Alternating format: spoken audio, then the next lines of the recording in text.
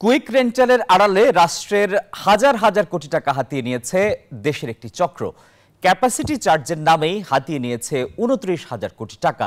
সব মিলিয়ে গত ১৫ বছরে বেসরকারি বিদ্যুৎ কেন্দ্রগুলোকে ১,০৬,০০০ কোটি টাকার বেশি ক্যাপাসিটি চার্জ দিয়েছে বিগত সরকার, যার বড় অংশ পাচার হয়েছে বিদেশে।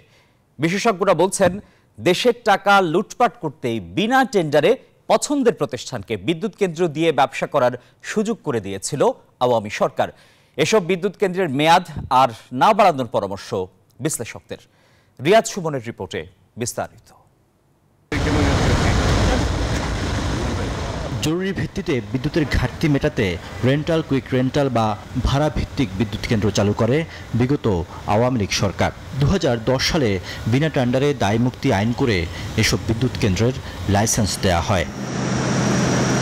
শক্তের আরেক নাম, একদম ইউনিক স্ট্রাকচারাল ডিজাইনের কসমিক ডোম, থেকে ৫০ বছরেরও বেশি। কসমিক ডোম ৩ বছরের জন্য লাইসেন্স দেওয়া হলেও দফায় দফায় মেয়াদ বাড়িয়ে কোনোটি চলেছে ১০ বছর পর্যন্ত।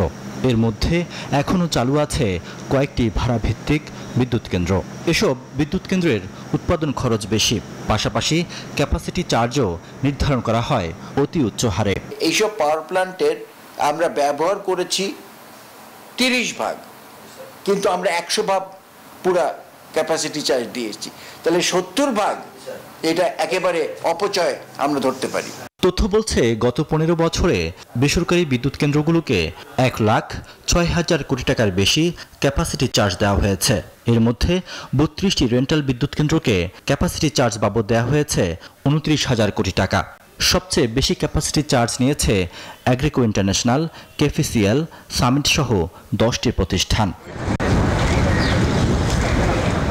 শুধু তাই নয়, আওয়ামী সরকার বিনা দরপত্রে প্রতিযোগিতা ছাড়াই সামিট, ওরিয়ন, দেশ এনার্জি, ডোরিন পাওয়ার, ইউনাইটেড এনার্জি প্যাক সহ ৭২টি রেন্টাল ও ইন্ডিপেন্ডেন্ট পাওয়ার প্রডিউসার কেন্দ্রের অনুমোদন দেয়।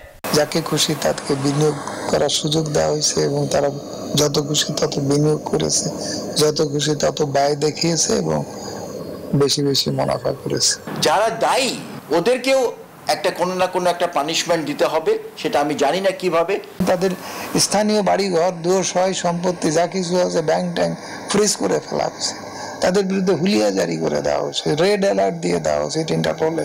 চলমান অর্থনৈতিক চ্যালেঞ্জ বিবেচনায় এসব বিদ্যুৎ কেন্দ্রগুলোকে বসিয়ে বসিয়ে ভাড়া দেয়া অর্থনীতির জন্য বড় বিপর্যয়ের কারণ হতে পারে বলে মনে করেন এই অর্থনীতিবিদ। বাড়তি এক্সেস ক্যাপাসিটিতে যাওয়া, উচ্চ মূল্যে বিদ্যুৎ কেনার জন্য কন্ট্রাক্ট করা, ক্যাপাসিটি পেমেন্টের মতো ক্লজ থাকা এবং উচ্চ মূল্যের জ্বালানি ব্যবহারের দিকে ঝুঁকে পড়া, এই সব কিছু মিলে যেটা হয়েছে যে বিদ্যুৎ খাতে এক ধরনের আনসাস্টেইনেবল একটা সিচুয়েশন তৈরি হয়েছে।